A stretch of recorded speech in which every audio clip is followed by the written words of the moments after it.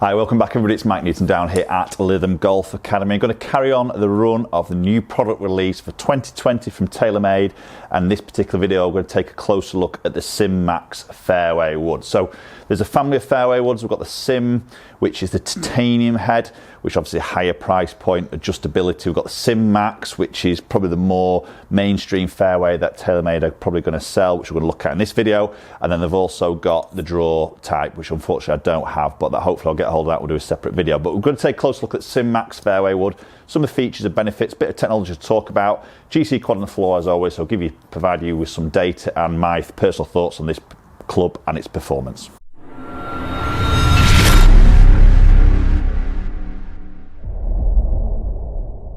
Okay, so Sim Max fairway wood. So Sim, shape in motion is what it sort of stands for, and probably more designed around the drive, which I've done a recent review, and the performance of the drive was really, really good. Very impressive numbers in terms of speed and distance.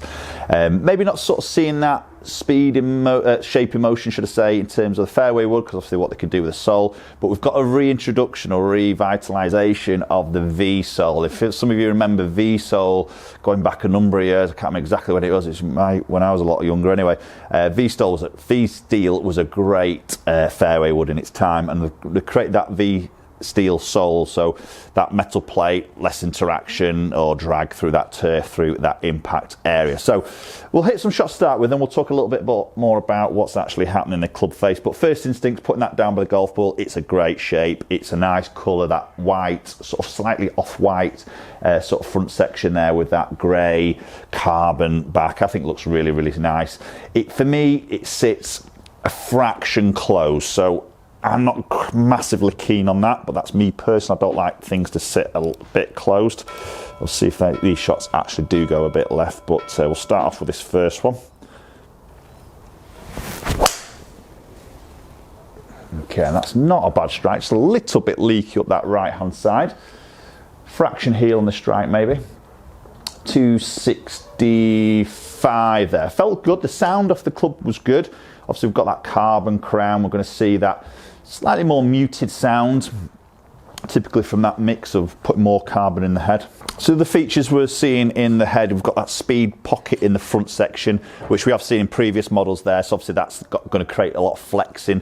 So typically fairway wood off the ground, your miss would tend to be low in the club face, which is a little bit like that last one for me, to be honest. So that little bit of flexion just helps keep that ball speed up on those lower sort of strikes. Obviously we've got the carbon in there, and what TaylorMade is saying now is they've saved more weight in the top section, which we sort of hear year on year as they start to delve in and start to maybe use different materials, introduce more carbon, saving weight, positioning that lower in that club face for ultimate lower CG, which is ultimately more of a higher launch or an ease of launch type of fairway wood. That's a better strike. Very penetrating on that flight there. Fracture up the left side, but that was much better on the strike. Should see a bit more distance there, so edging that 279. Ball speed getting up to 155, which is pretty good for a fairway, especially off the ground. So this is the 3 wood I've got in my hands here, 15 degrees. There's no adjustability on the neck in this particular one. In the Sim fairway, which is the titanium one, you have got adjustability, which will be a separate review video of that coming very, very soon. If not, it'll be already on my channel. So this is glued. We've got the fluted hosel there. So again, it's that saving weight, repositioning that weight within the club head to make it more forgiving.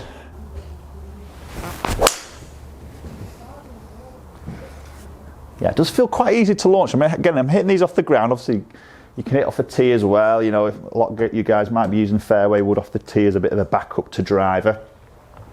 But they feel quite easy to sort of launch. But I think for a lot of golfers that I find through, you know, fitting and coaching, is they don't have the speed to maybe get a 3 wood actually off the ground. Obviously, you do need a bit of speed, does help. But if you haven't got that speed, it is tougher to launch. So this is very much geared around the golfer who wants that maximum distance, maximum forgiveness, and maximum launch is what this Sim Max fairway is all about. Again, just a fraction heel, just peeling up that right. Not too bad though. I mean, off the tee, that's in play. I'm quite happy with that. Again, pretty decent distance there for a slightly left to right shape, 276, quite pleased with that. So we're still seeing twist face, obviously staying in the range, or the technology staying in the range with the Sim products. So again, just helping a little bit on those off-centre hits. And I think with the fairway woods, when you see more of the club face because you've got more loft against the driver, I see more of that twist sort of shaping of the head. It does look a little bit strange. I think something you get used to, but I sort of see that heel being cut back in a little bit more, toe being pulled back up a little bit more, obviously with the twist face design. So it does look a bit like the face is slightly wonky in a way. Sounds really bad, that, doesn't it? But it is quite subtle, but I do see it more than the drive is what I'm trying to say there. So sometimes it does look like the heel does point way more left and the toe is way more right. So it feels like if you're going to hit that, it does start the ball more offline, or it feels like it does. It probably doesn't, but it just gives you that impression. Wow, that's a good strike. That's a super flight. Really good flight. I love the acoustics, the sound of that. That's a good connection. Get that 280, there you go, 281. That's probably the longest one I've hit there. Again, through that strike, that spun at just under 3,000 there. So for a type of fairway wood, this is sort of geared around, you know, high launch, you know, getting the ball up and out. That's a pretty decent spin number. Now I've got this in a Ventus. This comes as standard Ventus fairway wood, number 6 in a stiff. Fujikura. Obviously, there's different shaft options through custom fit. Ooh, right, that's a tester. That's a low toe shot. It's flown all right. It's obviously gone a little bit lower because of the strike. Accuracy wise, pretty good. Distance is obviously dropping 265, but that was pretty low in the face on that strike, and that spun up at 3,300 there. So pretty forgiving. That wasn't a great strike, that. Lit one more. Oh, that's nailed. That's really high. That seems like it's in the air forever. Yeah, that's gone a long way. 289 with a 3 wood off the deck. Happy days. Get them all like that, that'll be who you need a driver. Yeah, really good. So we're clearly getting some good distance there. You know, strike, as we know, with any golf club now is really, really important. But let's look at those numbers in a little bit more detail with that Sim Max fairway wood. Okay, so looking at the numbers there, we can see the ball speed averaging at 156.7. So some pretty good ball speed really there for a fairway wood. Again, off the ground, typically would see a slightly low in the face strike off a tighter line like I've got off a mat in this particular scenario. So pretty good ball speed there. Saw some good ball speed with the driver, to be fair. We've got a launch angle of 9 degrees there, spinning at 3,000 marks, so typically where we'll see it, obviously slight low strike, you see it just spins up a little bit, 3.3, get that strike slightly higher in the club face, you see you can get it around that 2.5 or 2.8 sort of area, which is good. Typically off a tee peg, I'll probably maybe see that a little bit lower in that spin, because you tend to strike it more consistently up the club face, because the ball's in the air off the tee peg a little bit. Side spin's pretty neutral there, which was good. Descent angle 36 degrees as it comes into land, so it's going to get a little bit of run out with that, which is nice. Peaking out 28 yards and total carry as an average at 255. Peaking out there, that last one was a really good strike, obviously through connection there. Get that ball speed, which was the fastest one, again through strike, 268, carry running out 289.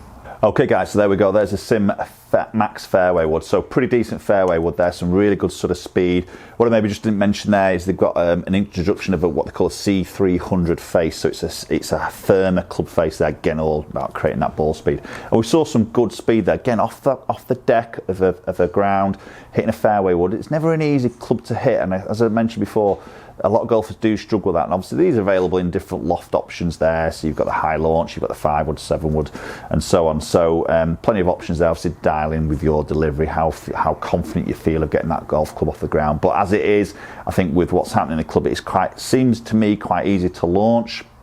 A couple of slight low struck ones still obviously come out a little bit lower, but still launching quite easily in a way. So Again, I think it's packed with that forgiveness, so if you want that higher launch to give you the most chance of getting a ball in the air with the forgiveness and a bit of distance, that's probably the one to go and have a little look at.